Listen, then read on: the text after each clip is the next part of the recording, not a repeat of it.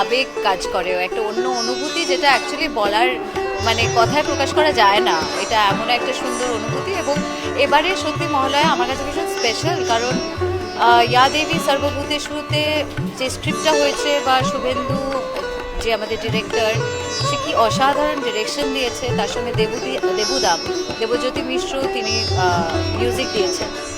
সব মিলিয়ে একটা দারুণ ব্যাপার হয়েছে। এবং যবে থেকে প্রোমো লঞ্চড হয়েছে তবে থেকে সবাই ভীষণ উদ্গ্রীব হয়ে আছে, এবং আশা করছি সবাইকার খুব ভালো লাগবে।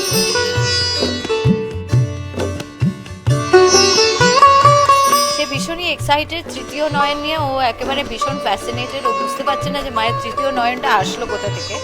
তো তাই জন্য বাকি ব্যাপারটা ঠিক আছে, লম্বা চুল, অনেক মেকআপ, অনেক সাজুগুজু, সেসব ঠিক আছে, কিন্তু তৃতীয় নয়নের ব্যাপারটা নিয়ে ও একটু বেশি এক্সাইটেড ছিল। তারপরে আমি যখন মেকআপ ছেড়ে বাড়িতে আসলাম তখন বললো ওইটা কোথায় গেল, বাকিরা বললো এটা ঘুরতে গেছে না কি একটা বললো, আমি ঠিক জানি না। তাতেও একেবারে খুশি হয়নি উত্তরটায়। তারপরে আমি বসে বসে আমার নিজের মতো করে বোঝালাম।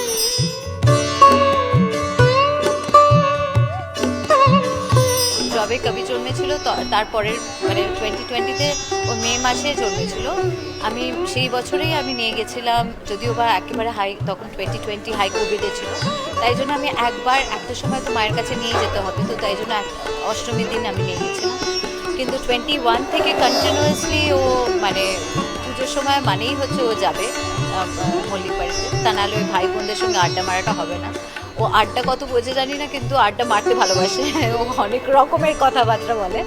তো তার সঙ্গে সঙ্গে হ্যাঁ, ও এক্সাইটেড, ভীষণ এক্সাইটেড। যেমন আমি ছোটো বয়সে এক্সাইটেড হতাম, মা নতুন নতুন জামা কাপড় নিয়ে আসতেন, তো আমি কবি কবি এইটা তুমি সকালবেলা এটা পরবে, আর তোমার বাবাও এটা পরবে, বুঝেছো, আবার এটা তোমার এটা পরবে, ওটা পরবে, এইসব বলে বেরিয়েছে। তো তাই জন্য ও জানে একটা ভীষণ স্পেশাল কিছু হবে। মা দুর্গা আসছেন, এবং তার সঙ্গে সঙ্গে সব ছানাপোনারা আসছেন, তার সঙ্গে কার্তিক আসছে, গণেশ আসছে, সরস্বতী ঠাকুর আসছে, লক্ষ্মী ঠাকুর আসছে, সবাই নিয়ে আসছে, একটা পুরো পরিবার নিয়ে। তাই জন্য খুব এক্সাইটেড সবাইকার সঙ্গে দেখার জন্য।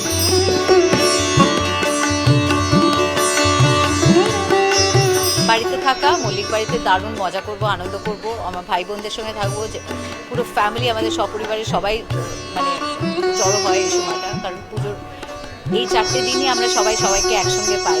বাকি সময়টা অনেকে আমেরিকায় থাকে, অনেকে ইউরোপে থাকে, অনেকে বিভিন্ন জায়গায় থাকে। এই কটা দিন চলে আসে, তো তাই জন্য ডেফিনেটলি এই কটা দিনের জন্য আমরাও অপেক্ষায় থাকি।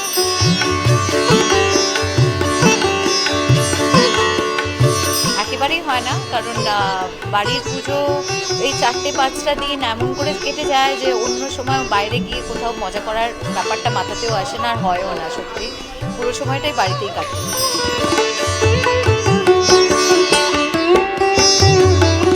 একেবারে সবাই একসঙ্গে দেখা হবে, আমার পুরো পরিবার। তো আমরা সবাই ভীষণ এক্সাইটেড, আমার মল্লিক বাড়ির লোকেরাও ভীষণ এক্সাইটেড, সবাই ভীষণ এক্সাইটেড এবারে মহালয়া নিয়ে।